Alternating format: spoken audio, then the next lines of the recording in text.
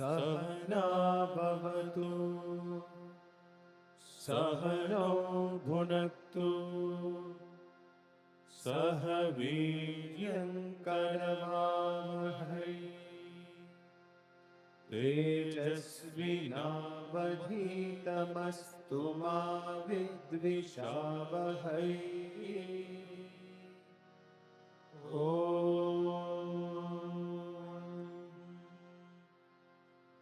Shanti, Shanti, Shanti. The plight of Duryodhana is the plight of most of the people in the world. When Krishna advises him that the war is no good, that he should return the lands that belong to the Pandava brothers, and that he should not be greedy, he does not listen. In fact, he tells, "Don't lecture me. I know what is right, but I just don't know how to follow it. I know what is wrong, but I just don't know how to not follow it. Janami dharmam nachame pravrittihi, janami adharmam nachame nivrittihi." I know what is right. I have heard all the scriptures. I have been in the company of good people. I have learned from the gurus. I know what is the right thing to do, but I just don't have the capacity, the willpower to do the right thing. And I also know what is wrong, what is should not be done. But I just don't have the willpower to not do it. I end up doing it again and again. And that is how I end up in so many problems, including he ended up destroying his entire clan. It is said in Bhagavad Gita, Trividam narkasyedam dwaram nashanam atmanaha kama krodha tatha lobha tasmat etat trayam tajet. Which means these are the three doors to hell. Kama, krodha and lobha. Kama, excessive desires. Krodha, anger that comes out of not being able to fulfill those desires and expectations. And lobha, the greed for more and more and more. These three are the gateways to hell. And therefore, give up these three is what Bhagavad Gita tells. But Duryodhana was the embodiment of Lobha. It was never enough for him. When Krishna tells Duryodhana, forget about the entire Hastinavati or even half of the kingdom. Just give 5 villages to the 5 Pandavas. They will live happily and there won't be a war. But Duryodhana says, not even the land worth the tip of a needle will I give to the Pandavas. That greedy he was. So there was nothing anybody could do about it. He had inherited it from his greedy father, Dhritarashtra, who wanted to sit on the chair forever. In fact, he sacrificed all his children, but he did not give up his chair. That is greed for things. That is definitely a door to hell. Krodha, anger, is another door to hell, they say. And if you look at the mythology, you see Hiranyakashipu was very angry because Hiranyaksha was killed by Narayana. He was trying to destroy the Vedas. So Narayana killed him and restored the Vedas. So this Hiranyakashipu felt that my brother was killed by this Narayana, so we should not worship Narayana. We should worship only Shiva, but not Vishnu. But he ends up with a son, Prahalada, because when Prahalada's mother was pregnant, she heard the discourses of Narada. And as I said, now it is even scientifically proven that the fetus has a consciousness. It listens, it learns, and its growth, understanding begins when it is in the womb. The baby is in the womb, and we know the story of Ashtavakra himself, who heard his father Kahora speak while he was in the womb, and he pointed out the mistakes of his father, and the father punished him, cursed him, that he will be born with a crooked body. Likewise, Prahlada is born because he heard about Narayana from Narada and develops devotion for Narayana. And of course, at the end, father gets very angry, punishes Prahlada, but devotion of Prahlada prevails and Narasimha avatar happens and that kills Hiranyakashipu. But Hiranyakashipu's anger against Narayana was the reason why he could not see sense in what his son was telling. So also if you look at kama, desire, especially lustful desires, Ravana had developed it with Mother Sita. He became desirous of her after he saw her, as reported to him by his own sister Shurpanaka, who was also smitten by the beauty of Rama. And these are Rakshasi Pravritti. Daivasura Sampada Vibhaga Yoga is where this shloka comes, where what is belongs to the demonic people, what qualities belong to the good divine people. So he could not control Ravana. Though he first went to avenge the insult to his sister Shurpanakha, but in the end he ends up with looking at the beauty of Sita and says, "Oh, there's such a beautiful woman, she should be my possession, she should be with me." And then he does all kinds of things and abducts her, and that leads to the destruction of the entire clan of Ravana. So this is what happens. We're just by these three, kama, krodha, tatha, lobha. Tasmat etat trayam tyajet. So that's why give up these three. Why there are three doors to hell? Somebody jokingly said, because everybody is rushing towards the hell. Heaven has only one door because there's not much crowd there. You have many toll gates when you have too much traffic, like in Delhi, Gurgaon toll gates you should see, highway. So such a large one, I don't know, 11, 12 or maybe even more gates. Yet there is a traffic jam there all the time. Sometimes for 2 to 3 hours because everybody is rushing towards Delhi. So there is a traffic. Whereas if you think of a village, there's no need of toll gate, no highway, nothing because nobody goes there. That's why hell has 3 gates because everybody wants to somehow get into the hell. So either Kama, Krodha, Lobha, they just want to try it and get in. Because heaven is nothing, it's one straight small path which leads to heaven, which is the path of Satyena Pantha Vitato Devayanaha. Yena Akramanta Rishyoho Amrita Bhavanti. They tread the path of Satya. That Satya's path takes us to the ultimate. After having fulfilled all their desires, in the sense, no desires are left for the rishis. They are the ones who walk on the path of truth, Satya. And that is the only road to heaven or to the self. But that happens for the apta kamaha, meaning those who have finished all their desires. There are no more desires left in the world. Like yesterday, alamartena kamena, enough of your desire, enough of your running behind the worldly pleasures and wealth. So such people alone tread the path of truth. That is why it says Satyameva Jayate. And finally they are victorious because they walk the path of truth. So the idea of all these scriptures is that to help us walk the path of truth. The plight of the Duryodhana within us is, we know what is truth, we know what is this path, we know that this is the right thing to do. Yet we are unable to follow it all the time. We often fail. And that is why our misery is akin to that of Duryodhana. Knowing fully well, if we were ignorant, ignorance is bliss, probably you also would get, of course there is no excuse. Ignorance of law is no excuse.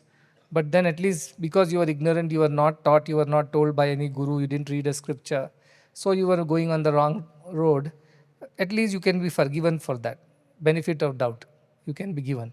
But the one who has learnt all the scriptures, stayed here, worked here, studied here, and so-called is devoted to this idea, if they don't walk the path, is there a redemption for them? Not at all. Because they knew what is right and yet they did not do. And they were told what was right, they were taught what was right, but they did not follow. So theirs is worse hell. That is why it is important that we pick up the courage and those Viveka, Vairagya, Shat Sampat and Mumukshutvam, this burning desire for liberation, as if it is like that of a man whose hair has caught fire. He cannot think of anything at that point in time. He just needs some water to douse the fire on his hair. That is the kind of burning desire for liberation, if it is there. Only then one can achieve this. This mild, lukewarm, average desire for moksha will not lead us. So he says, Ashtavakra, enough of all the worldly desires, enough, you have done all these things. And even all karma kanda that you have done, this yajna, that homa, this puja, that ritual, these many days of fast, that many days of tapasya, all that is, leave it aside. It's enough, enough is enough. It's time to rather dwell in the self by rising above all the desires. That is what he is trying to convey through all this. Otherwise, you will be lost in this great forest of the world and you will never find your way out of it. It is not possible because it is so dense. In Chhattisgarh, where we come from, the forests are so dense that even in daytime, it is so dark in the forest that it feels like it is maybe evening or night. It is so dark because they are so densely. Satpura is a range of forests, Maharashtra, Chhattisgarh, Nagpur region. That is so dense that in the day also it feels it is night. That dark there. So you will be lost in that dark forest of samsara without a guide, and you will never be able to come out of it. You will be going round and round. Drandravya go round and round. Pariyanti Mudaha. The fools keep going round and round. That is what will happen to us. Don't get into such a kind of a mess. How many ever births you have done? He says, last shloka, Kritam na kati janmani. How many lifetimes you have done the same thing? Being born, learning how to walk, talk, read, write, go to school, find some mate, then get married. After that, have children. After children grow up again, worry about their marriage, their education, get them. Then your retirement, your planning, saving money, suffering diseases, finally decaying and dying. And again being born and starting the cycle all over again. How many times have you done this before? So it's enough. Enough is enough. Now don't run into this. That is why I say the ultimate goal of a human birth is not to be born again. That is always the goal of human life. If you are again born because of your desires, not Karana Janma, I am not talking about born because of divine will or Avatara Janma or something. This Karma Janmas, bound by our karmas, we are born again, dragged into this samsara, then we should really be sad that we haven't used the human birth correctly. What's the point? So he says the only goal of why you are born is so that you are never born again. You should be redeemed. So this is why the previous chapter was quite important, where we are again reminded halfway through Ashtavakra Gita that yes, while it is all nice to have theoretical intellectual understanding of the self, oh, I don't change, nothing happens to me, but when small issues come in life, we forget all that and our balance is totally lost, thrown off balance, and then we again get into this maya of positives and negatives, the duality. Continuing in the same tone, chapter 11, Ashtavakra is further elaborating the same concept about what the world is and what is the self and how one should be attached to the idea of the self and not be to the world. Mrityora Mukshiyam Amritat, as it is said in our Triambakam mantra.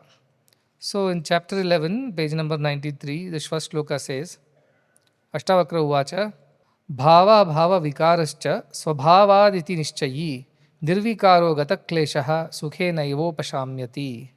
Bhava Abhava Vikarascha. Bhava means it is there, Abhava means it is not there. The idea of gains and losses, or the idea of duality of enjoyments and displeasures, the idea of something that exists and tomorrow it does not exist, these vikaras or modifications or aberrations or distortions are swabhavat iti nishchayi. This is by the very nature of the world that it is like that. There will be cold and heat, there will be day and night, there will be darkness and light, there will be things today here and tomorrow they will be gone. Your relations, your wealth, your name, your age, your beauty, everything will disappear tomorrow. This is the nature of the world. Trying to make it permanent and retain it forever is not possible. It is the swabhava, the very nature of the world, that it changes. Today it is there, tomorrow it is not there. Nishchayi, confirmed this is. Because I have observed it, I have analyzed it, I have understood it, that this is the nature of the world, which is impermanent. Nirvikaro gata kleshaha sukhai neva pashamyati. He says, therefore become nirvikara, free of these modifications, these distortions, these aberrations, these changes. Nirvikara you become, unchanging. Gata klesha, then you will become free from all the suffering. Suffering comes from this insistence that I like this and I must have it forever. Which forever thing doesn't happen in this world, because by nature, by very definition, it is temporary.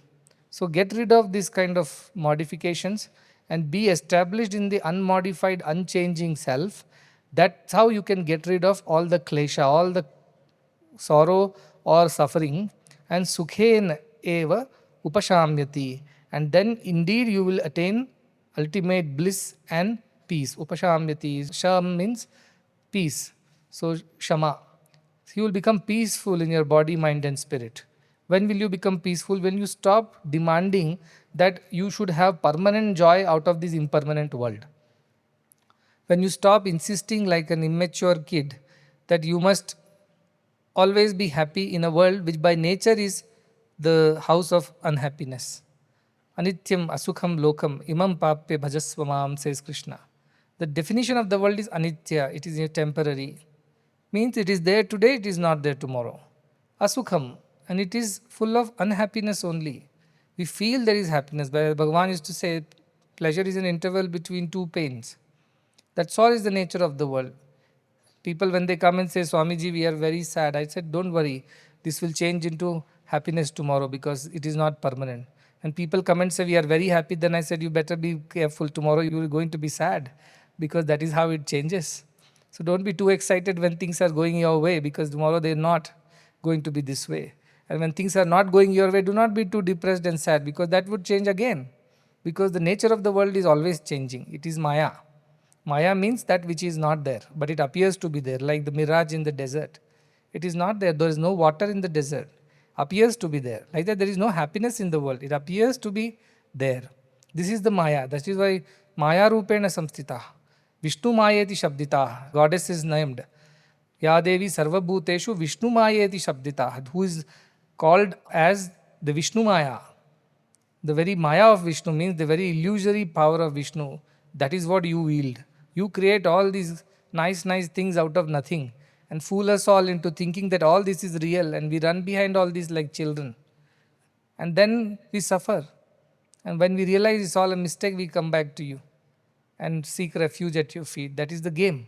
You are always playing with us. So this is the idea. The very nature of Maya is born out of Vishnu, the same Lord, the same Creator. But we must be careful not to get entangled there. We must navigate through this Maya, Jal, and then come out safe and clear to the other side.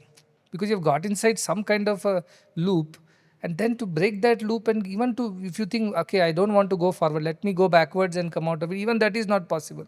You're stuck. That is how this samsara is. You're stuck there.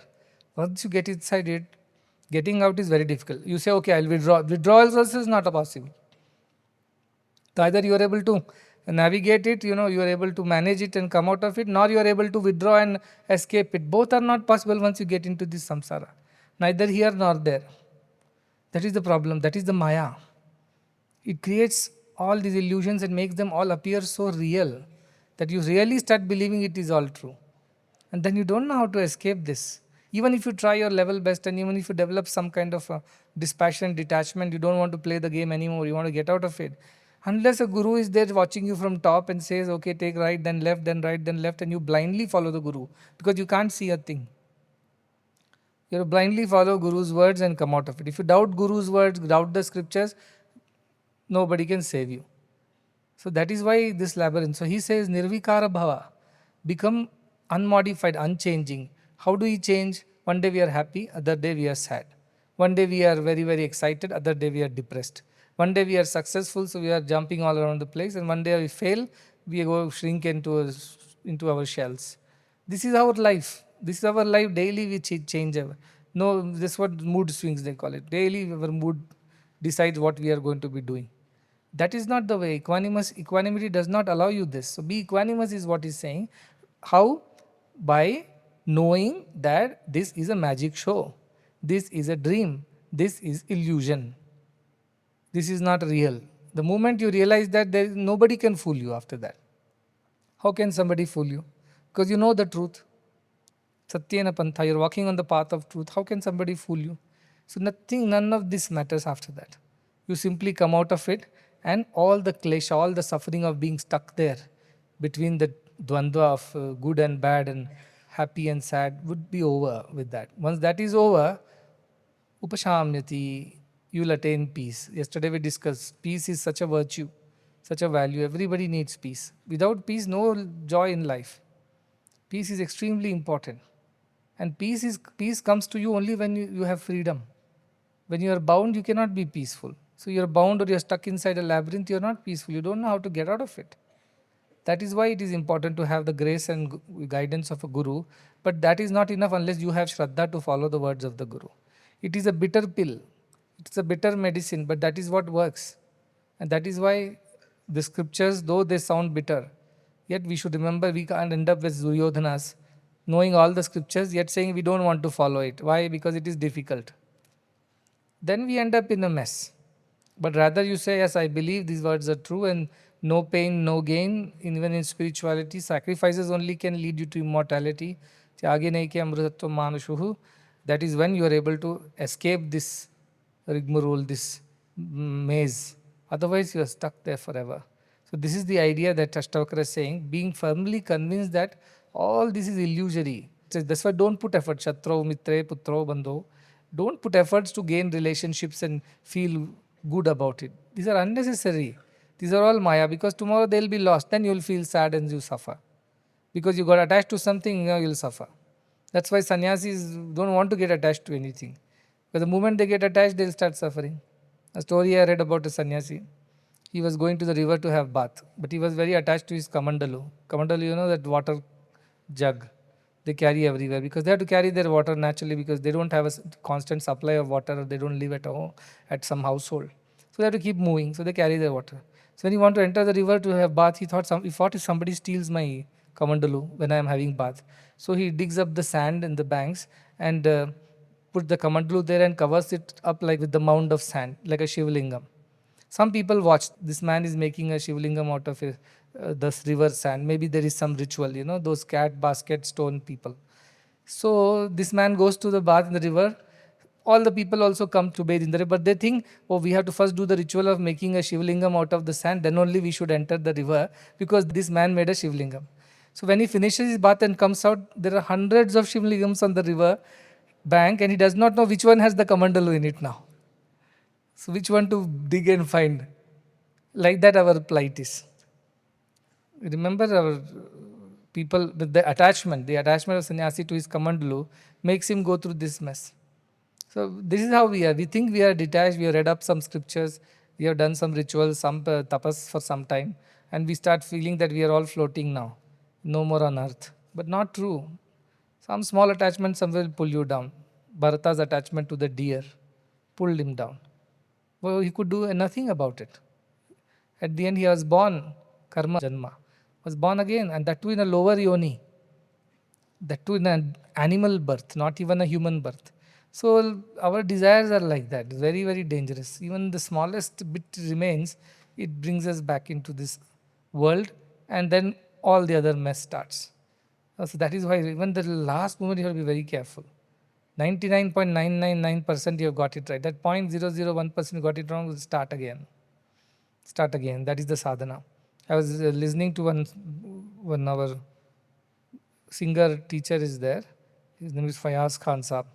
So a video I was watching his interview. In that he says there is a ritual called Chila they perform. Chila means 40 days they have to follow a certain ritual. They have to cook their own food. They won't talk to anybody. They won't go out and meet anyone. And they will bathe, and then they will cook their food, and whole day they will do Sangeet sadhana. Not even one day they should skip. Even if you're sick or something happens, you stop the sadhana. Suppose you went all the way till 39th day continuously, and the 39th day you somehow broke this ritual. You have to start from zero all over again. It's not like, okay, 39th day I've done 1 day break plus 1 day 40th day. Not like that. He said that is the kind of rigorous sadhana this is prescribed for the Sangeeta sadhakas, the musicians. 40 days they have to continuously be at it. And one day you miss it, the meter sets to zero again, start all over. So he was saying that he has done it 3 times like this in his life, which is quite difficult. You think 40 days is no big deal? No, it is a big deal, because even 1 day, half a day you miss, you have to restart. All that is done is gone. Our life is like that. Till the 99th year of life, lived a very nice, pure, desireless life, and certainly one small desire at the end came in, and you restart all over again.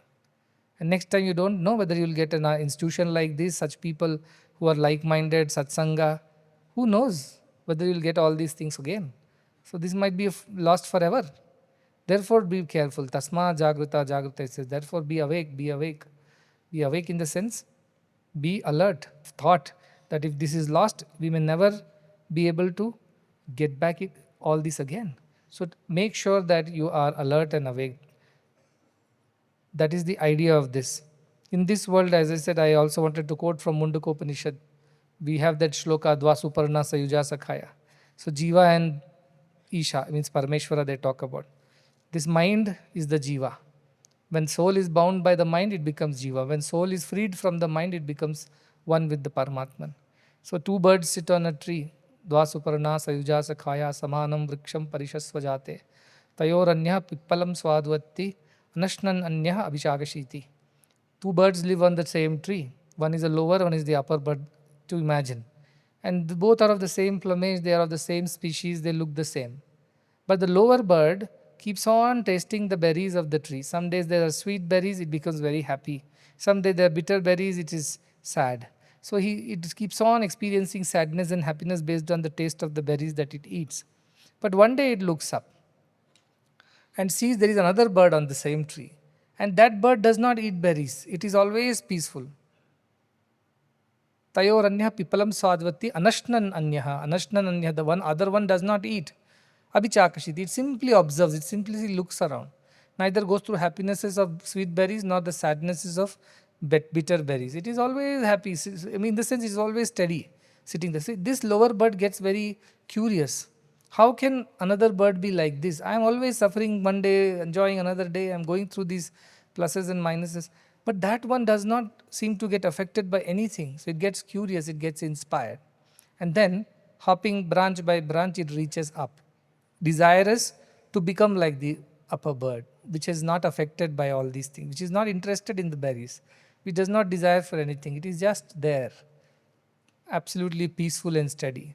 So he says, Jushtam yada pashyati, when it looks up with some effort, Anyam, Isham, the other bird which is sitting like a lord, Isha, unaffected by all these pleasures and pains, then it says, Asya mahimanamiti vita shokaha. Then it also becomes one with it, that mahimana, that ultimate power, the greatness comes to this bird also, vita shokaha, and gives up all the sorrow. Means gives up happiness also. Both dualities are given up. That is the beauty of that Mundaka Upanishad too, but this is just an analogy. Because you are the same bird. The lower, when you are dealing with the world, running behind pleasures and pains, you are the lower bird which is suffering one day and enjoying the other day. And this is unending, swinging between the two. But the moment you see a guru, a jnani, a avatar, purusha, a mahatma, who is steady, equanimous, sthita something in you stirs, something in you inspires you to find out how can somebody be like that? Why am I not like that? This is why Guru Mahapurusha Samshraya is very important. In their Samshraya, in their company, you get inspired. Why can't I be like this? And then the efforts start on this path to be like that. What is the effort?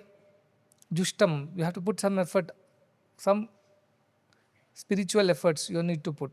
And then you reach the other. Otherwise, what you see, Anishaya Shochti Muhyaman, it thinks I'm useless, I'm no good, I'm like this, I'm like that, you will get into all wrong ideas. Even though you are also the same self.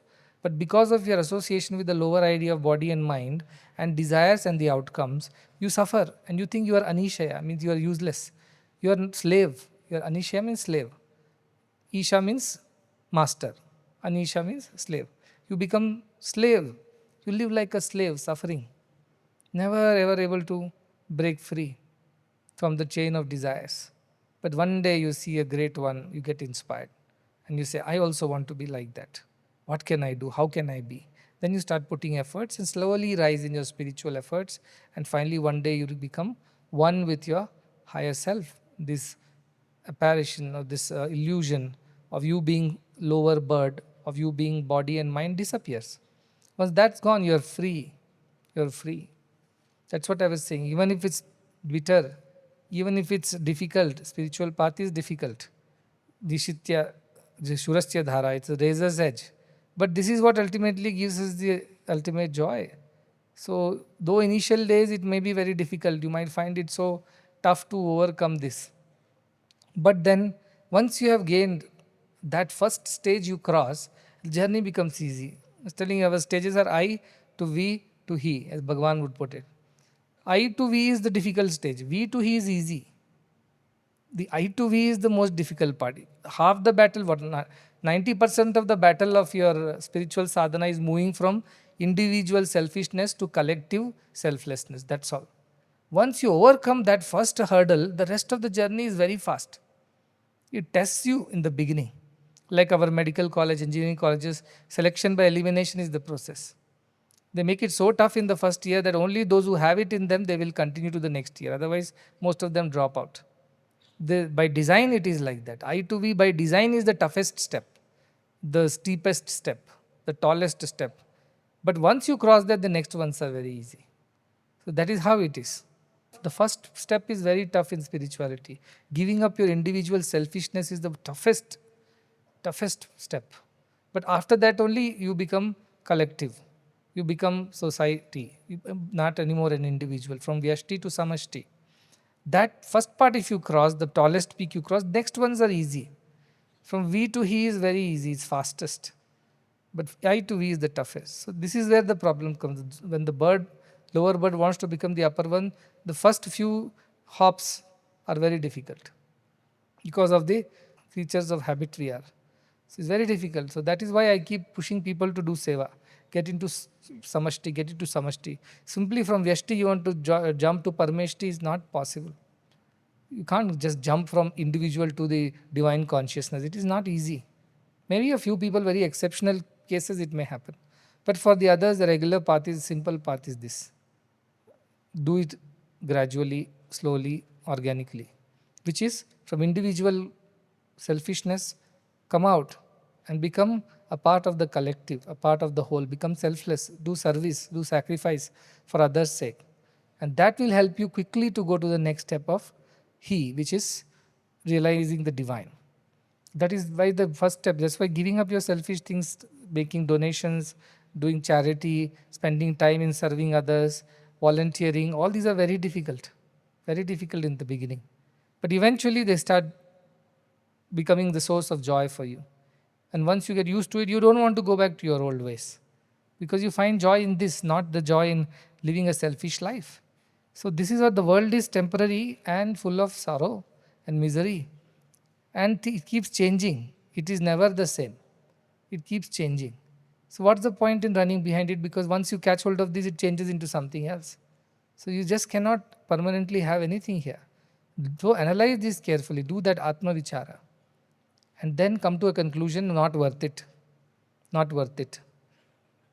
And finally you will be free from the sorrow. Oh, I did not enjoy it. Because there's nothing to enjoy. Good. Why go there and suffer? There's nothing to enjoy. How much vichara do you tell for every little thing? So much analysis. For what? To buy one sari worth 500 rupees. But for this world which is full of temporariness, no vichara at all. Keep jumping in and out of this and suffer. Nobody analyzes. This was never true. It is never. That is why he says, Nachiketa, Shobhava martasya dantakaitad api sarvam jivitam alpameva.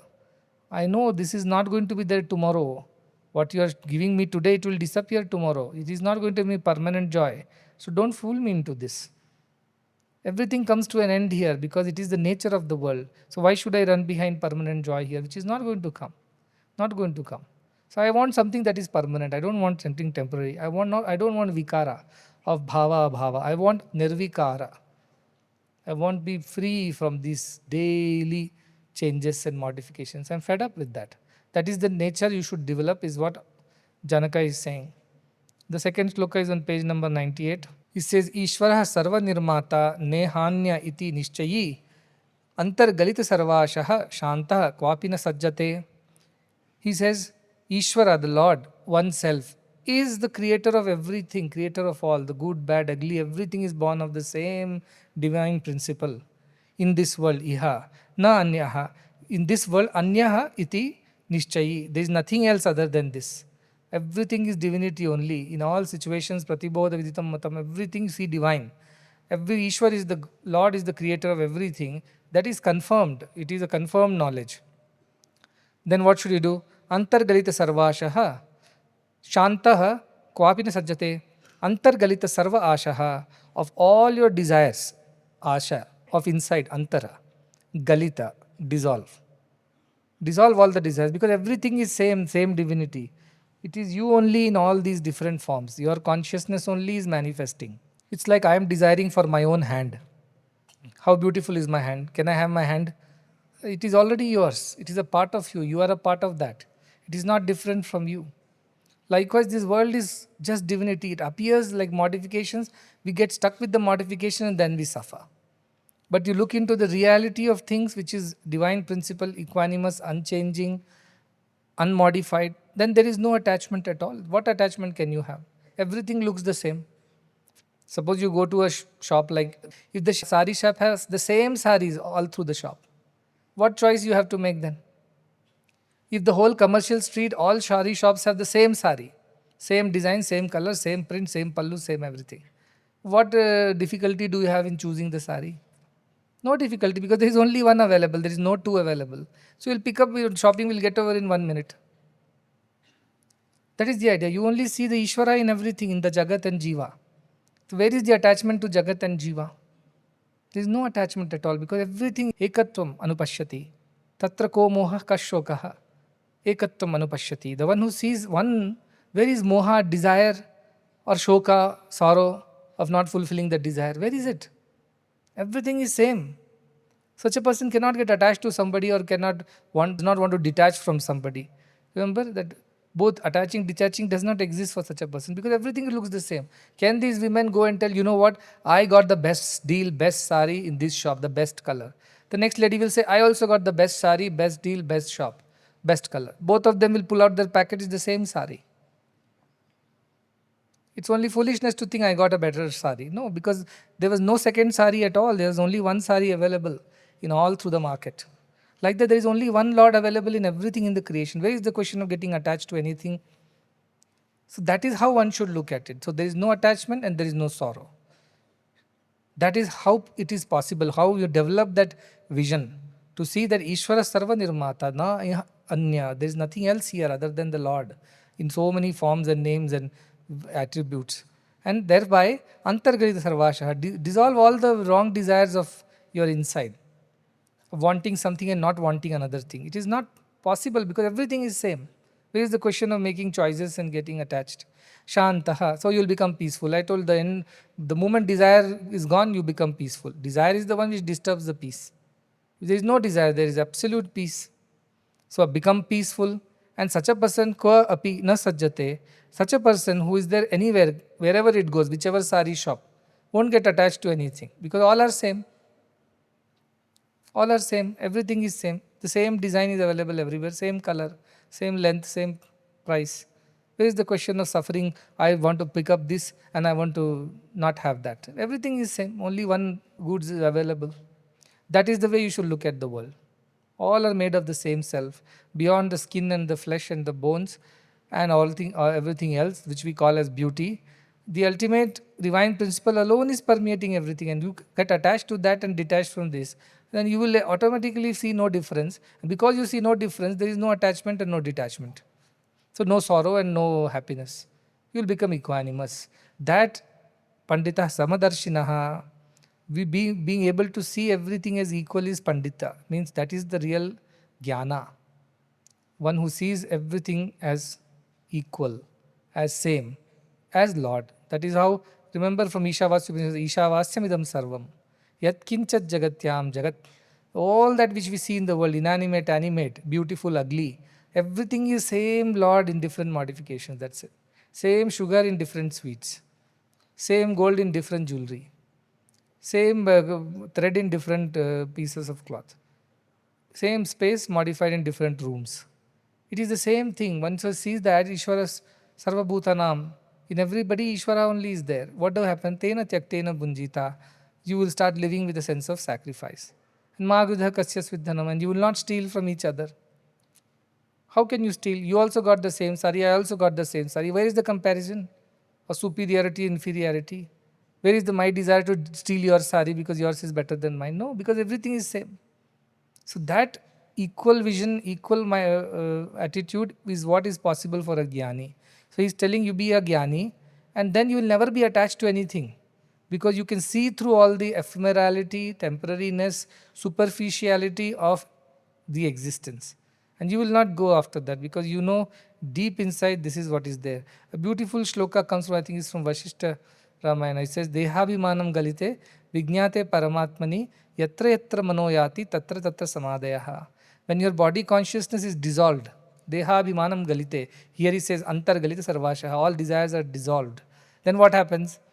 Vijñate Paramatmani, and you have realized that everything is the Paramatman only, the self only, Isha only. What happened? Yatra yatra manoyati, wherever your mind goes, tatra tatra samadhayaha. There, in every such place, you will find samadhi sthiti only, equal mindedness, equal vision. Because everything you see there is the same. Everything is same. So what is the choice to choose or reject? There is no choice left. There's only one without the second. As in the Ford started making cars, I read it in our management book. It said, we are ready to offer any color. In the beginning, when Ford Motors started, Henry Ford said, we are ready to offer you any color as long as it is black. So where is the choice? You didn't give choice, called Hobson's choice, means there is no choice. That is what you choose anything in the world as long as it is divine, I'm saying. Then everything is divine only. Where is the question of choosing one and leaving the other, saying, this is divine, so I choose, that is not divine, so I reject? Not possible. Ask for any color as long as it is black. Choose anything in the world as long as it is divine. As long as you are seeing it through the divine vision and taking it only because you feel the divinity in it, then there is no problem at all. Otherwise, how do you say? There are flowers, some like rose, some like lotuses, some like chrysanthemums, some like dahlias. And then each gardener will proud himself saying, I have dahlias, I have chrysanthemums, I have roses. But the God who created this whole thing, do you think he differentiates? He is an artist. God is an artist. He made roses, he felt very satisfied. Then he got another creative streak, started making dahlias, saying, okay, something new I've created. That day that he made it probably thorny bushes, just for the fun of it. But we get stuck with all these forms and names, and then we decide or distinguish, discriminate, and suffer or enjoy accordingly. For that God who created everything, who is in everything, what is superior, what is inferior? That is why Shunaishchaiva Shapakecha Pandita Samadarshina. In dog and in the dog eaters, he sees the same self. That is the beauty of jnana. And such a person will not run behind the worldly pleasures. How can he? Because there is no two. There is no choice. Everything is one.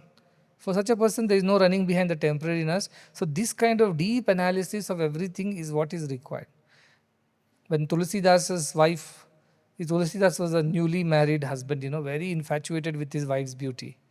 And Tulsidas was not Tulsidas then, whatever was his name. His wife went to her mother's home for a few days as a part of some ritual. This man could not stay one night also without her. So what he did, he jumped into a flooded river. It was raining, it was stormy, it was full spate. Still he jumped in, he started drowning. He didn't know what to do. He caught hold of a corpse which was floating in the Ganges, thinking that this is a log of wood. Because he was so blinded by his wife's desire that he caught hold of the corpse, and somehow using that he floated to the other side of the river.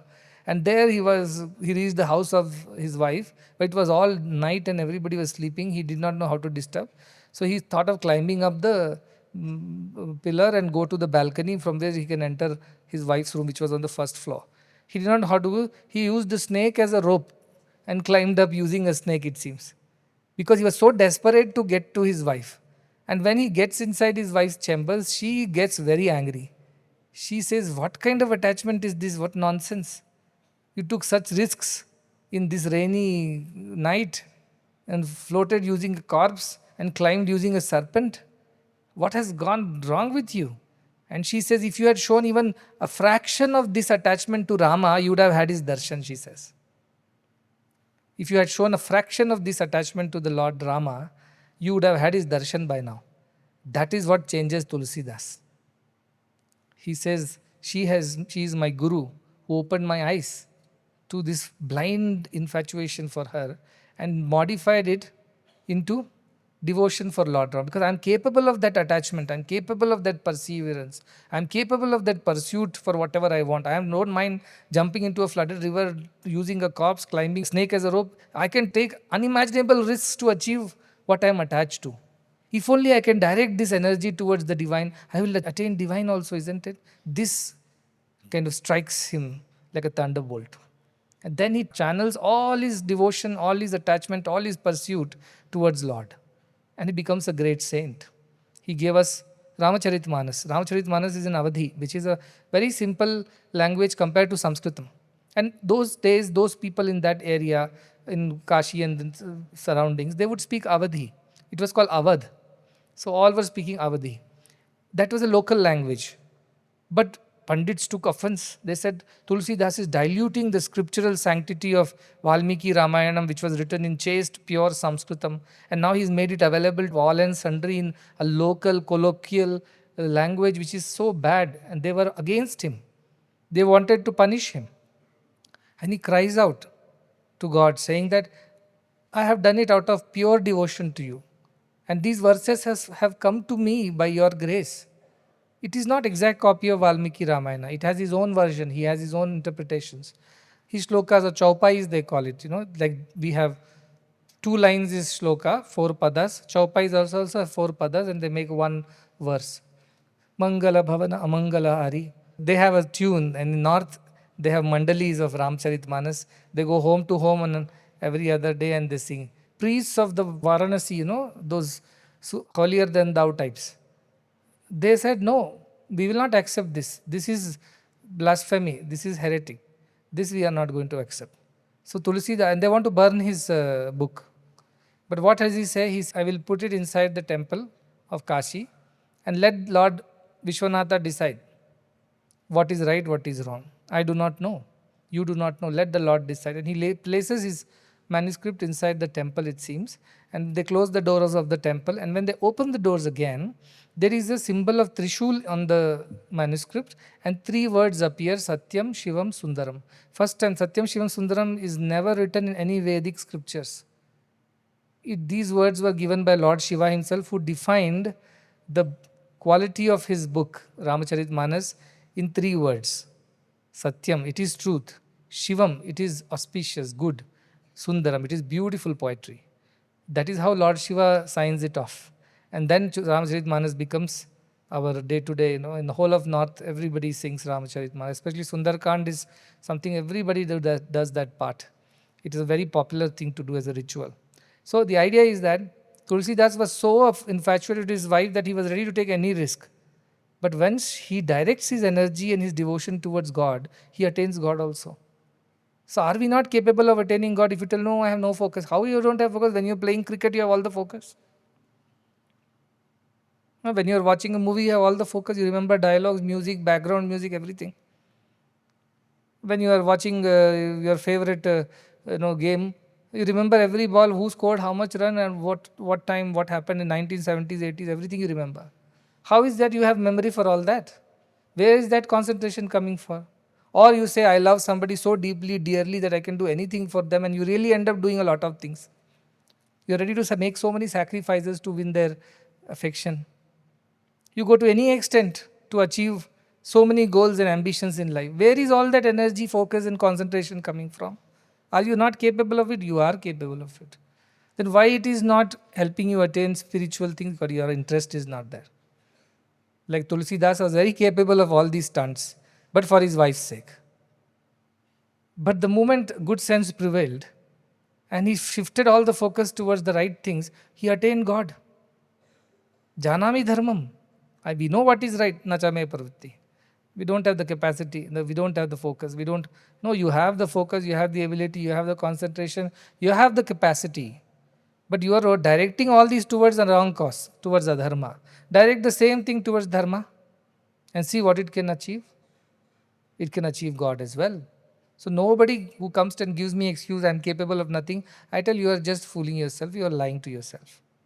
You are capable. So far you have come in your life. Has it all happened without focus and concentration? Without determination and pursuit? No. It all has happened because you had that determination in you. You worked hard. You made sacrifices to achieve what you wanted to achieve. Same thing you directed towards God is what I'm saying.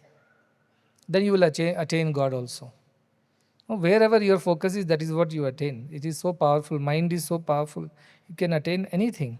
So the idea is that you analyze carefully that this world is not permanent. So joys of this world are not permanent. And thereby give up this running behind, temporary, and see the divine in everything, and thereby remain peaceful without any desires and attachments.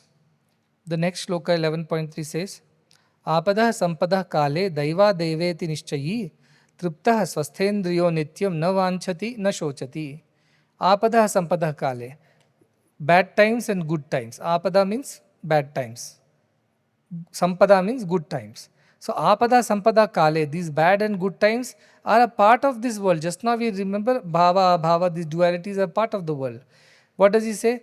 Daivat eva iti nishchayi. Daiva here I have book has translated as divine will, which is a nice way to think, but Daiva in this real context means by your fate, by the virtue of your previous karmas, whatever it has led to. It has come, good times and bad times come to you because of your deeds of the past.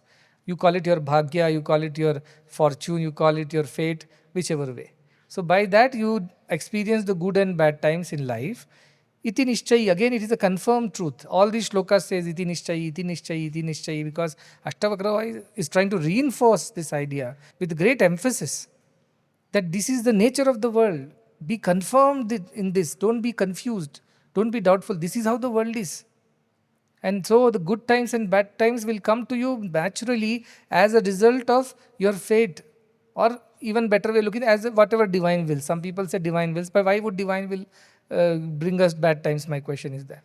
We go through our own. That's why Krishna says, Nadatte kasyachit papam nachaiva sukritam vibhu. I do not give punya and papa to anybody.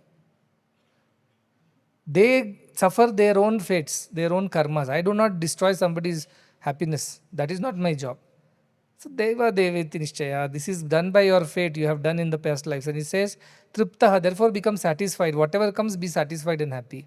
Today good things have happened, well and nice. Today bad things have happened, okay. Both ways you don't be affected. Triptaha, be satisfied. Swasthendriyo, satisfied and established in yourself. Swasthendriya means to stay in yourself, means don't lose your mind over it. That's what it means. Keep calm. Don't lose your peace and calm. And nityam, forever, eternally, continuously. Na vanchati na shochati. Such a person would not desire nor become sad. Because his desire is not fulfilled, we become sad. So vanchati, desiring, shochati, suffering or being sad. Both are not possible for such a person. For who thinks that all good times and bad times comes by nature of this world, comes because of my fate or the divine will, whichever way I put it. And so let me just deal with it. Krishna says in Bhagavad Gita, Agama payino anityam tan titikshasva bharata. These things of the world are agama apayino. They come and go. Anityam, temporary. Even if they come, they won't stay. Even if they go, they won't stay away for long. They'll come back again. This is the nature of the world. Anityam. Tan titikshasva bharata. Therefore endure it. Bear it. Deal with it. Don't have these insistencies that I don't want it or I want it. Don't get into that, because by their nature they'll keep coming and going. That's why happiness is or pleasure is a interval between two pain. That is the nature. Today you are having pleasure, tomorrow you are going to have pain. And day after you are again going to have pleasure. It will come in cycles. So Krishna says just endure it. What is the point in demanding that it shouldn't be this way? This is how it will be. This is the nature of the world. This is how it will be. So don't unnecessarily expect things which are not possible and make yourselves miserable. So don't desire and don't be sad, he's saying. What is the desire? It shouldn't be this way. That is the desire. And if it doesn't turn out to be so, sadness. I tried so much. I prayed to so many gods. I did so many things, but nothing changed in my life, my fate. But in India, at least this karma and fate really is a helpful thing. See, today is a mental health day or something like that, international day. Means one in every 7 person is going through some mental anxiety disorder, some issue it seems. Around the world, that is the average.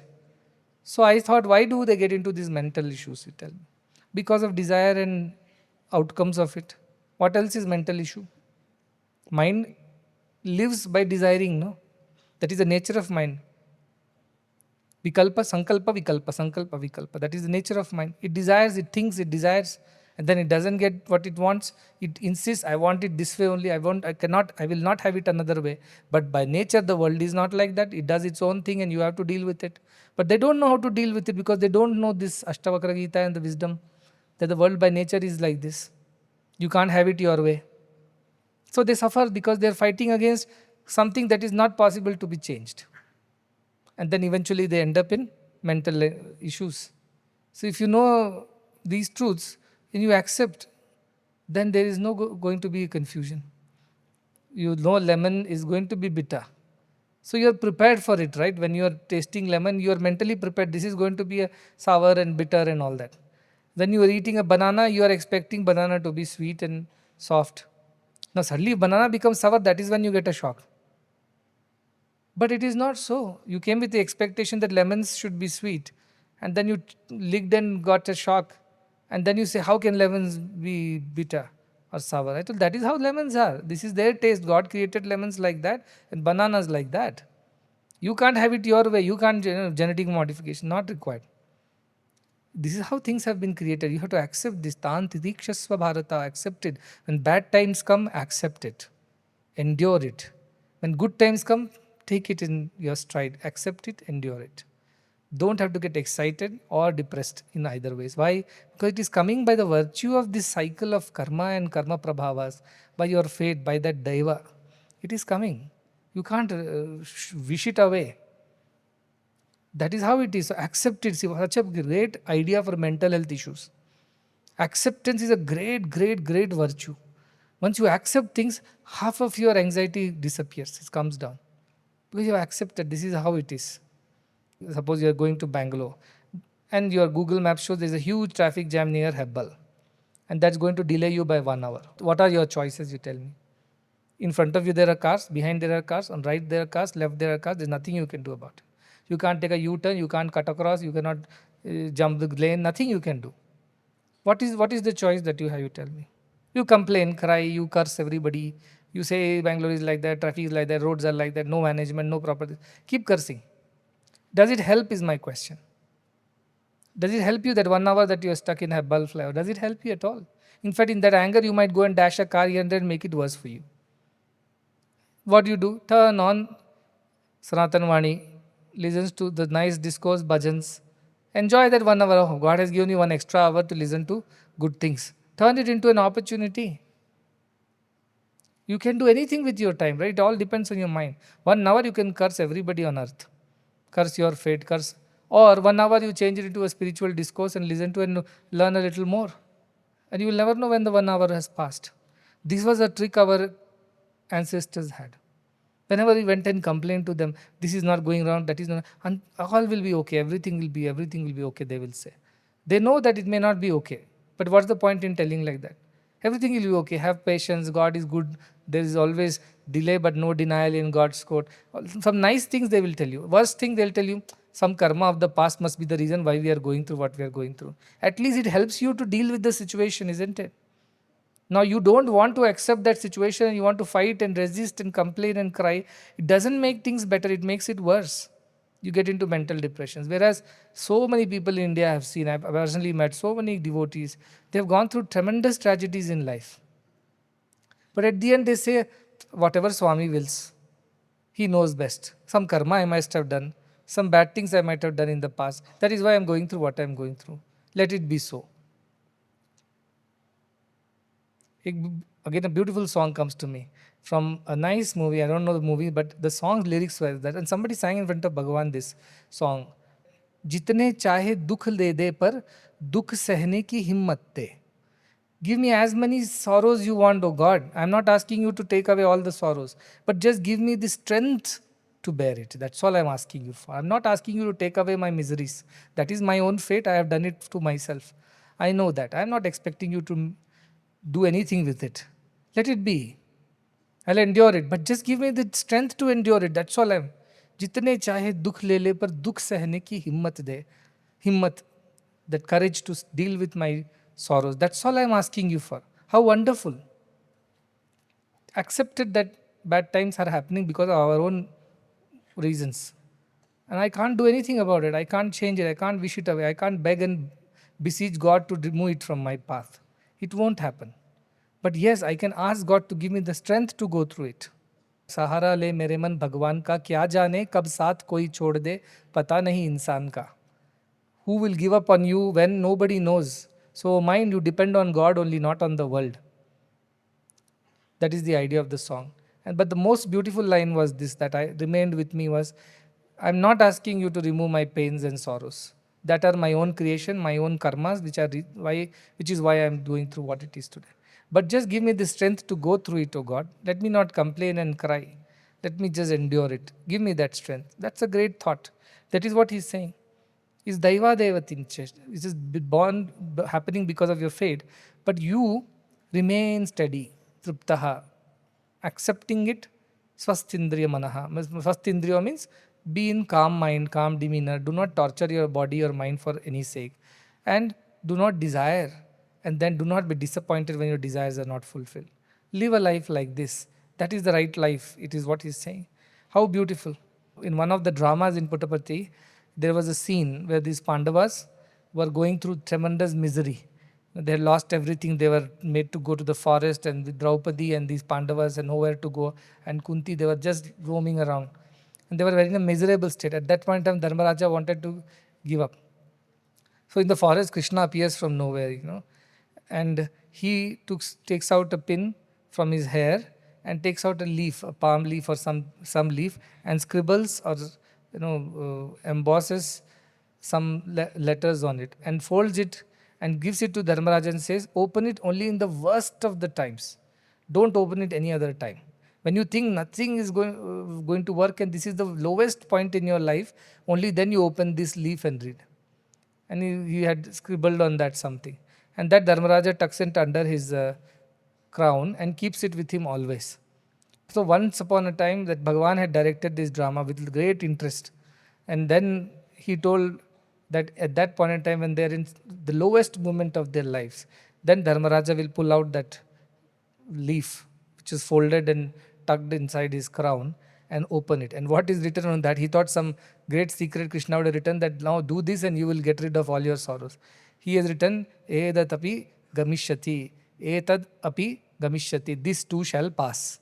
That's all is the mantra. There is no mantra there.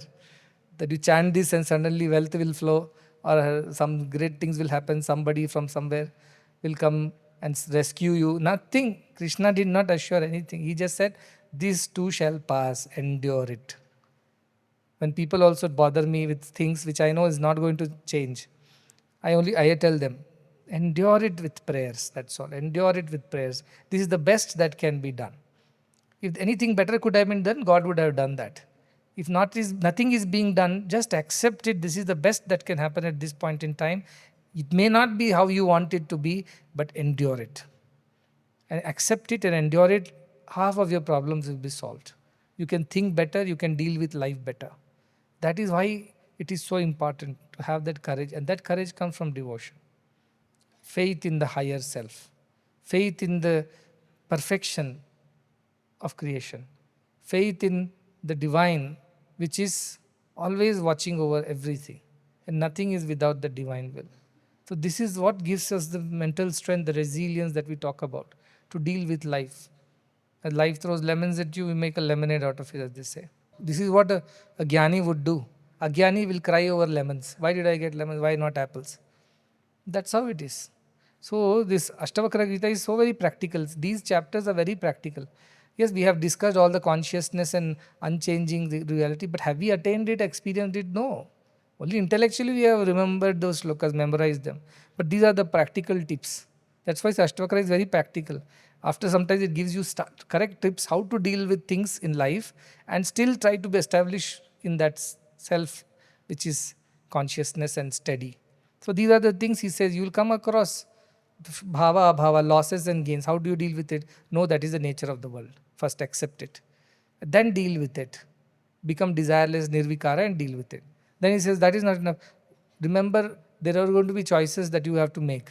But make every choice with this wisdom that everything is divine only. So there is no question of you feeling, I made a bad choice and I am now going to suffer. No, I bought a bad sari. No, there is only one sari everywhere. There is no question of sadness. Similarly, apada, sampada. Nature of world, it will bring good days and bad days. Accept both. And then do what? Stay steady.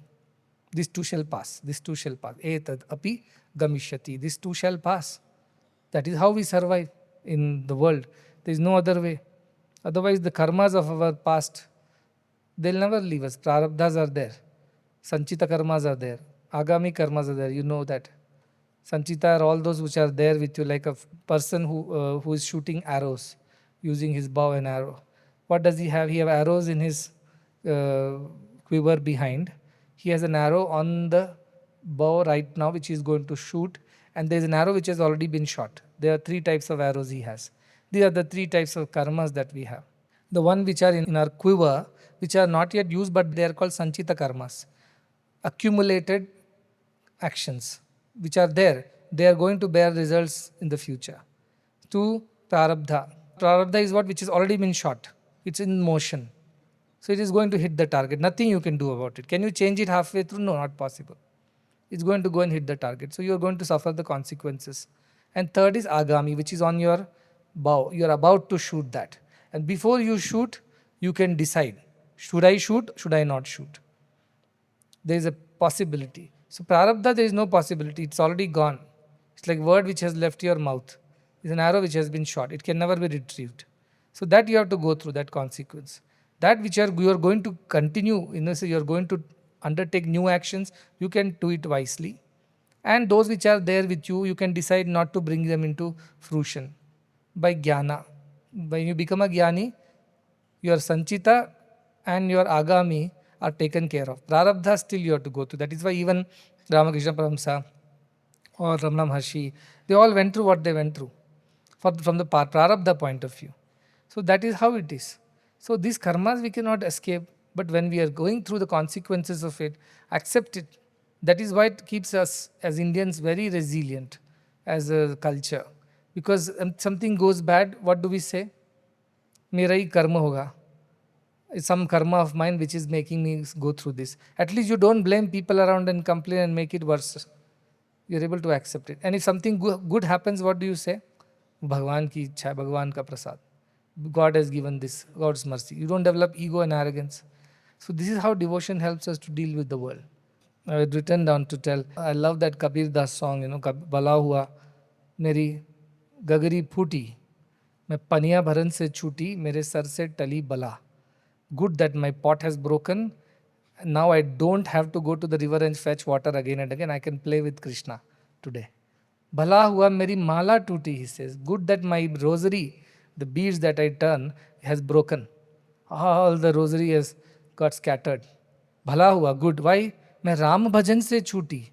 That idea that I have to do these many times, I have to turn, then only I'll get moksha. All that idea is gone now. Because my mala is broken. मैं राम भजन से छूटी मेरे sir से टली बला. That burden that I was carrying in my head, I have to do these many times Rama's name chanting, only then Rama will be pleased by me. Oh, it's gone. Why? The mala is broken. Good. God, take away everything. Take away everything that is not good for me, that is not good for us, that stops me from reaching you. Take away everything from me. That is should be the prayer. Not give me more and more and more and create more confusion and doubts and disturbances. That is the best way. And God will do that also. If you ask God for God only, He will give God only to you. He will not give world. You ask God for world, then He will give you world, He will not give God. Some people are very clever. They think they can ask both. Give me some world and some God. He says you will get none of these. Neither you will get world nor you will get God. Choose one. If you choose God, you will get only God, no world. If you choose world, you will get only world, no God. There is nothing like you can choose both. It is not possible. That clarity we should have. That is why Kunti used to say all the time, when Krishna asked at the end of Mahabharata, they all settled in Hastinavati. Kunti was the mother queen. And Krishna was returning to his abode, back to Dwaraka. He asked, what do you want from me? You have suffered all your life, ever since you were a young girl. Till date you have been suffering. Tell me one thing that you want. She said, give me more suffering. Give me more suffering. Why we should give more suffering? So that I will remember you all the time. Dukh mein sumiran sab kare, sukh mein kare na koi. So give me time. She says, in Bhagavatam it comes. 25 prayers of Kunti are there in Bhagavatam. And one of the prayers is what I have written to quote. He says, Vipadah tantu taha shashvat. Tatra tatra Jagat Guru. O Jagat Guru. She addresses Krishna as the teacher of the Supreme Self. Not as Krishna or not as his nephew or nothing like that. She calls him as Jagat Guru. Vipadaha santutaha shashvat. Let there be troubles in my life forever. Shashvat. Tatra tatra. Here, every now and then. Jagat Guru. O Lord, O teacher of the truth. Let that be my fate. Let there be troubles in my life continuously. Why? Bhavato darshanam yat syat apunarbhava darshanam, she says. Because once I have the darshan of you, because every time we are in trouble, you come and give darshan to us. You save us. So every time I have your darshan, na punarbhava darshanam, he says, I will not have to see the next birth. Because I have seen you, every time I see you, I don't have to see another birth. You will redeem me. Your darshan redeems me. Therefore, give me as many troubles as you can, as long as you can, shashvataha. Why? Because that is when you come and give darshan. In good times, where is I don't remember you. So you don't come to our rescue or you don't give darshan. In bad times, we are constantly thinking of you. You come. Because of you, I get your darshan. And because you have darshan, I will not have the darshan of another life. I will not be born again. What a lofty prayer, I tell you. At the fag end of her life, when she has already gone through so much of suffering, imagine a queen loses her husband with her 5 children, forlorn. The Dhritarashtra doesn't give anything to them. All life they live like refugees in their own palaces, and they are treated like orphans. Finally, they come to some stage that they can rightfully ask for their share of the kingdom, and then Duryodhana plays foul, tries to burn them, kill them. They have to hide themselves for a long time till Krishna rescues them.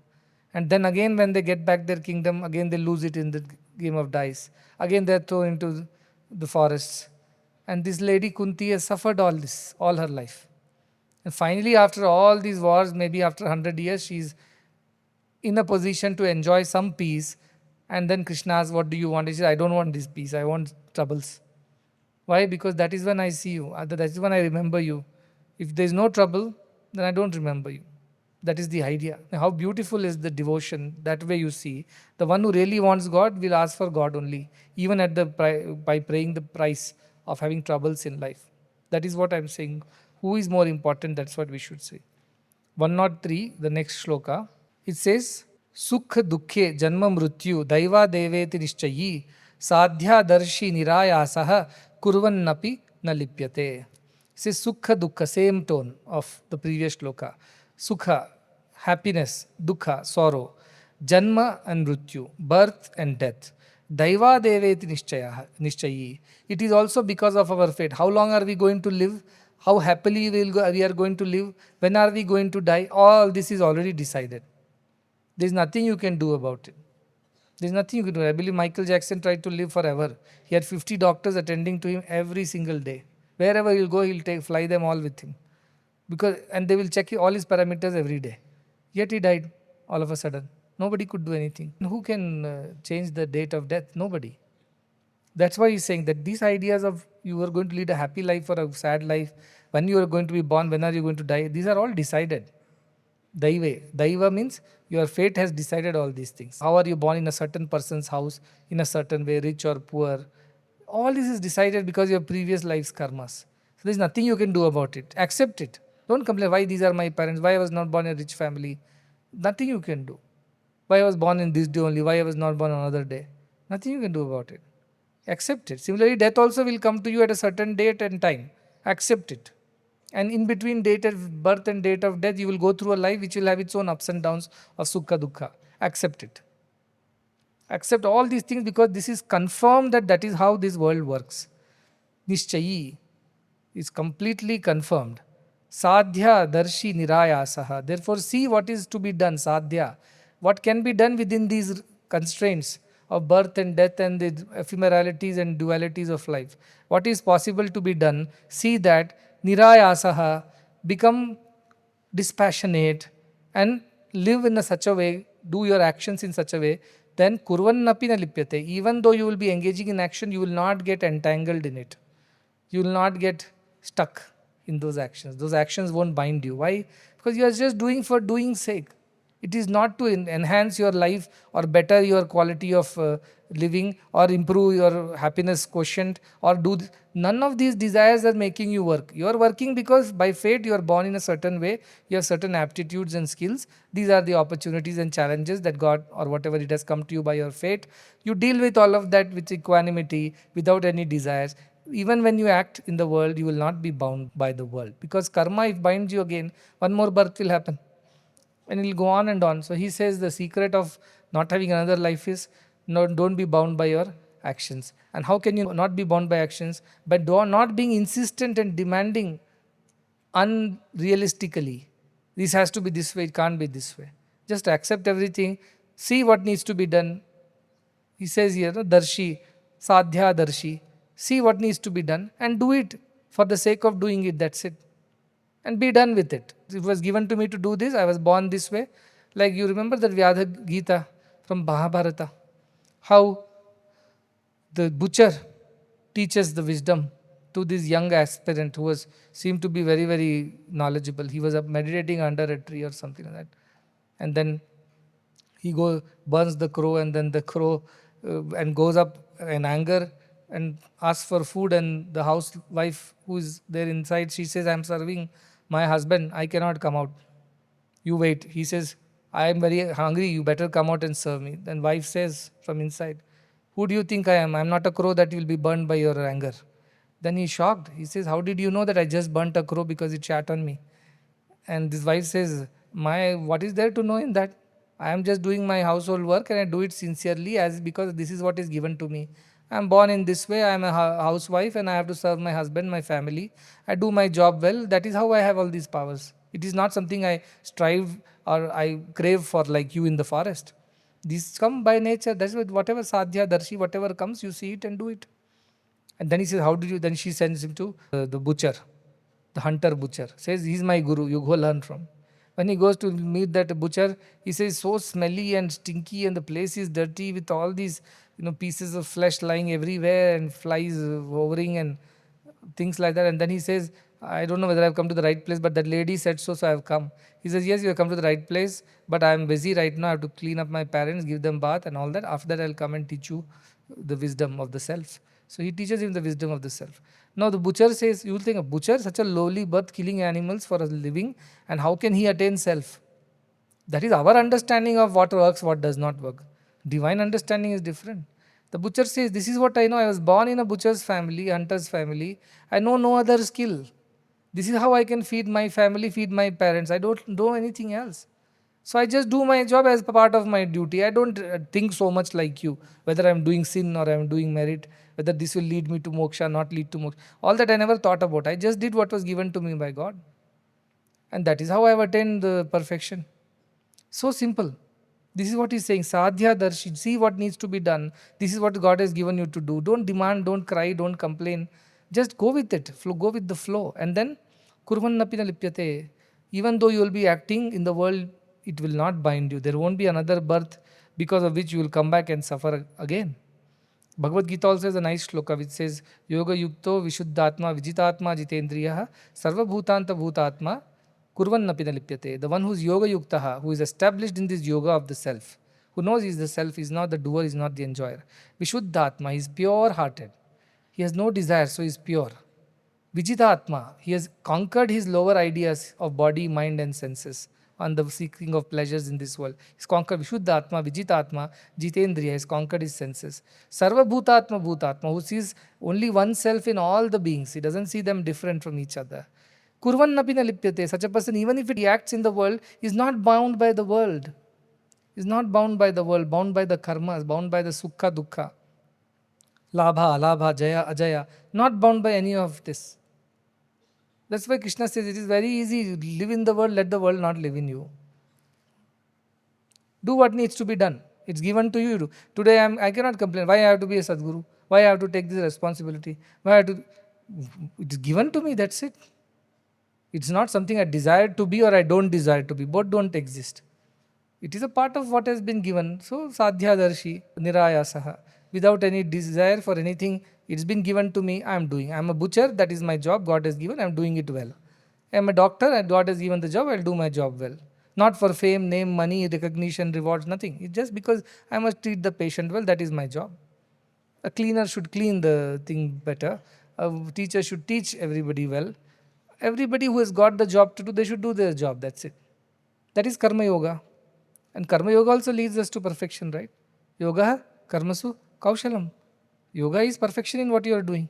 So this idea of I will do this because this will lead to such rewards, gains and pleasures and recognition at the end, that becomes your motivation, then that karma will bind you. Or there is another motivation that I don't like this, I don't want this, I would not like to do this, that also will bind you. The only thing that does not bind you is neither you're interested nor you're disinterested. You are just doing what you have got to do, that's it. In that way, if you live this life, there's absolutely no bondage. You can be in the world is not in you. You can live a very happy, peaceful, and joyful life without any of these disturbances of mind. Sukha, dukkha, labha, labha, jaya, ajaya. This is what Bhagavad Gita first, beginning itself, Shri Krishna tells Arjuna, Sukha dukkha samay kritva labha alabha jaya ajayo tato yuddhaya yujyasva naivam papam avapsisi. Papa will not come to you because he says, I'll kill my kith and kin, all the sin will be on me, their blood will be on my hand, how will I lead a peaceful life? I rather beg and eat than kill my own. All that he was crying and complaining. Then Krishna says, quite, let me tell you, Sukha Dukkha Same Krutva. Makes joy and sorrow equal in your life. Labha Alabha. Gain and losses as equal. Treat them as equal. Jaya Ajaya. Even victory or defeat in this war as equal. Tato, after that, then do what? Yuddhaya Yujyasva. Be ready to fight the war. Don't fight the war and then worry about what do I do with the results now. No, you have to start with that mindset that whichever is the outcome, I am fine with it. Both ways I am okay. That understanding with which you start the work, then it doesn't bind you at all. What he says, Naivam papam vavapsis. You are worried about the sin that you will incur. Don't worry, no sin will accrue to you because you have developed equanimity. You are not doing things for some personal joy or personal anger or personal vengeance or vendetta. You are not. You are just doing it as a part of what is being given to you to do. That's it. You do it and be free.